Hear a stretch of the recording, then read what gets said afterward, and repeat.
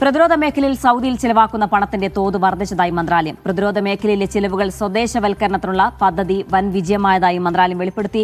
രാജ്യത്തിന്റെ പ്രതിരോധ ചിലവുകളിൽ 25% വരെ പ്രാദേശികവൽക്കരണത്തിന്റെ ഭാഗമായതായി military industries general authority governor വെളിപ്പെടുത്തി.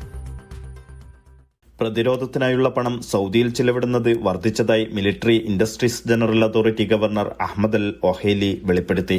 വിഷൻ 2030 പദ്ധതി പ്രകാരം പ്രതിരോധ ചെലവ് പ്രാദേശികവൽക്കരിക്കാനുള്ള തീരുമാനം വൻ വിജയമായി മാറി.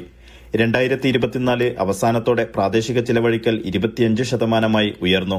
2018 ഇത് 4% വലിയ വർധനവ്. റിയാദിൽ നടന്ന വേൾഡ് ഡിഫൻസ് ഷോയിൽ പങ്കെടുത്ത് സംസാരിക്കുകയായിരുന്നു ഗവർണർ. ഷോയുടെ ഭാഗമായി 60 സൈനിക പ്രതിരോധ കരാറുകൾ ഒപ്പുവെച്ചു. 3300 കോടി റിയാൽ മൂല്യം കണക്കാക്കുന്നതാണ് കരാറുകൾ. സൈനിക വ്യാവസായിക മേഖലകളുടെ വികസനവും വളർച്ചയും മുൻനിർത്തിയാണ് കരാറുകളും പ്രദർശനങ്ങളുമെന്ന് മന്ത്രാലയ വക്താക്കൾ വ്യക്തമാക്കി. Media 1 Dammam.